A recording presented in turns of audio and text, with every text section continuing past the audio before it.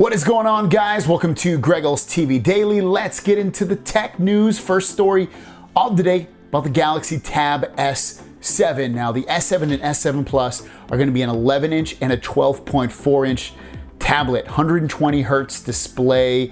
It's also going to have a Snapdragon 865. Should be an amazing tablet. But what about the S Pen? Because there's going to be an S Pen included with it, and it's going to take over a feature that was in the Galaxy Note 10, Note 10 Plus.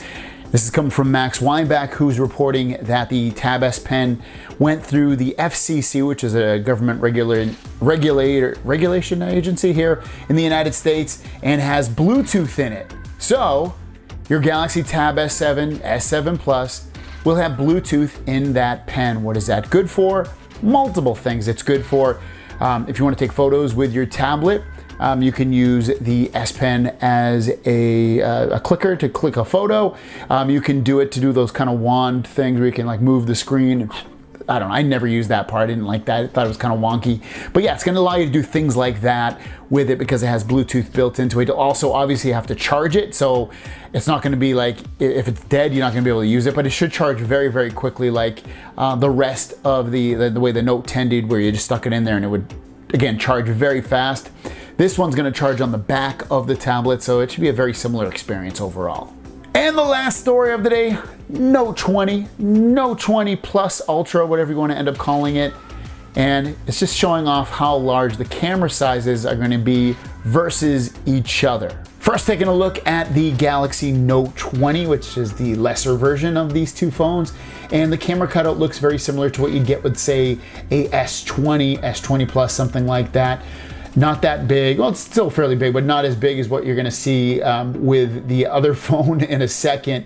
Obviously, you can see the front of the phone as well. You're not gonna have that big cutout on the front of the phone. They're showing the back and the front at the same time. And then we take a look at the Galaxy Note 20 Plus, AKA Note 20 Ultra, much larger camera opening there. And then you'll notice that just overall, in terms of the size of it, it looks quite similar to what you get with the S20 Ultra in terms of the size of the cutout for the camera. So if you're, I'm completely okay with this. I think it's gonna be fine.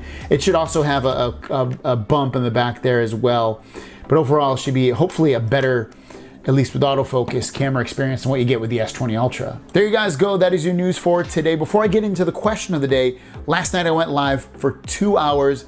Took a lot of questions, maybe 100+ questions that I answered in there with also Tech Odyssey and then Eddie Sanchez, who just coincidentally also became my newest Patreon supporter. And also, I don't think I ever mentioned it, Ask Tom is also a newer Patreon supporter as well. So those two newest Patreon supporters, if you want to become a Patreon supporter, it's linked down below. It helps support what I do on a daily basis.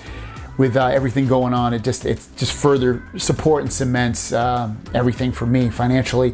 And then other than that, guys, your question of the day is the camera cutout too big on that Note 20 Plus/Ultra, or is it just fine? For me, completely fine. On the back of this phone, doesn't bother me at all, not one bit. Thanks for watching. See you down the road.